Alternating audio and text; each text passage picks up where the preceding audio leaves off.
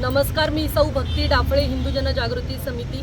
आज या ठिकाणी श्री शिव प्रतिष्ठान हिंदुस्थान असू द्या, संघ असू द्या आणि विविध हिंदुत्ववादी संघटना, त्याचबरोबरीने आज समर्थ भक्त मोठ्या संख्येने या ठिकाणी उपस्थित आहे। विषय असा आहे की एक विकृत मानसिकतेचा त्रिशूल पाटील नामक व्यक्ती, ज्यांनी समर्थ रामदास स्वामींविषयी अत्यंत खालच्या पातळीला जाऊन अर्वाच्य भाषेमध्ये निंदनीय असं वक्तव्य केलेलं आहे, त्यांचा आम्ही जाहीर निषेध करतो।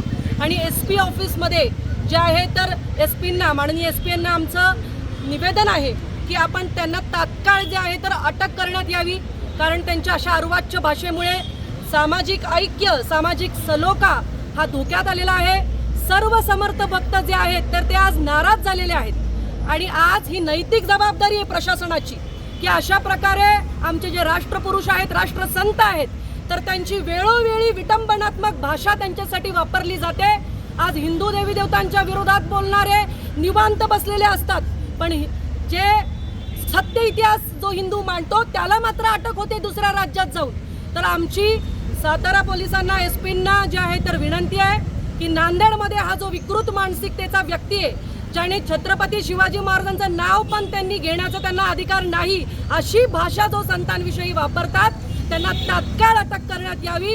अन्यथा हा जो आज समस्त हिंदुत्ववादी संघटना इथे एकत्र आलेल्या आहेत तर त्यांच्या रोषाला सामोरं जावं लागेल। नमस्कार, मी सुशांत जाधव। आज आपण सगळेजण समस्त समर्थ भक्तांच्या वतीनं आज इथं SP निवेदन देण्यासाठी एकत्रित आलेलो आहोत। विषय असा आहे की नांदेडमधला एक विकृत मानसिकतेचा त्रिशूल पाटील नावाचा जातीवाचक भेदभाव समाजामध्ये निर्माण करून हा समाजामध्ये समर्थ रामदास स्वामींच्या बद्दल अतिशय अर्वाच्य आणि अश्लील भाषेमध्ये वक्तव्य करतोय आणि त्यांनी ही वक्तव्य त्याच्या समाज माध्यमावर प्रसारित केलेली आहेत।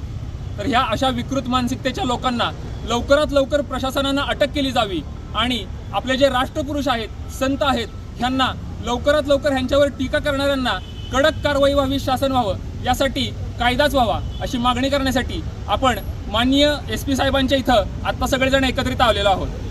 आज आपण सगळेजण बघतोय की समाजामध्ये विविध ठिकाणी हिंदू देवी देवतांवर, हिंदू संतांवर, राष्ट्रपुरुषांवर टीका टिप्पणी केली जाते आणि तरीही त्यांच्यावर कोणतीही कारवाई केली जात नाही। आता हिंदू समाज जो सहिष्णू होता, तर समर्थ रामदास स्वामींनी जो आपल्याला सहिष्णूवरून जयिष्णू होणं हे जे शिकवलेलं आहे, तर त्यात आपण सर्व हिंदू बांधवांनी शिकणं गरजेचं आहे आणि लवकरच त्यांच्यावर कारवाई होणं गरजेचं आहे। जय जय रघुवीर समर्थ। जय जय रघुवीर समर्थ। गेले काही दिवस आपण असं बघतोय की समर्थ रामदास किंवा संबंधित सगळ्या संतांच्या बाबतीत, विशेषतः काही विशिष्ट समाजाच्या संतांच्या बाबतीत असे काही अश्लाघ्य प्रयत्न चालू आहेत, काही वाचिक आणि मानसिक। हे करणं अतिशय चुकीचं आहे। खरं म्हणजे इतिहासाची मोडतोड करून अतिशय चुकीच्या पद्धतीनं मांडणी करून हा सगळा भाग केला जातो आहे, हेतुपुरस्सर केला जातो आहे। हे थांबणं अतिशय जरुरीचं आहे। इतिहासाचं काम इतिहासकारांनी करावं, संतांचं काम संतांनी करावं आणि राजकारणाचं काम राजकारणी करावं। पण आता हे एकत्र येऊन एक अतिशय विचित्र पद्धत पडायला लागली आहे की इतिहास राजकारण राहायचा आणि राजकारणाने संतांवर आरोप करायचे, असे अनेक प्रयत्न चालू झालेले आहेत। हे बंद पडणं महत्त्वाचं आहे। सातारामध्ये सज्जनगड हे ठिकाण आहे जे समर्थांचे कार्यभूमी आहे आणि या कार्यभूमी असल्यामुळे त्याची एक आम्ही ज्याला आपण सांप्रदायिक जबाबदारी म्हणतो, ती जबाबदारी घेऊन आम्ही इथे एकत्र जमलेलो आहोत। आमच्याबरोबर सकल हिंदू समाज आहेच आहे।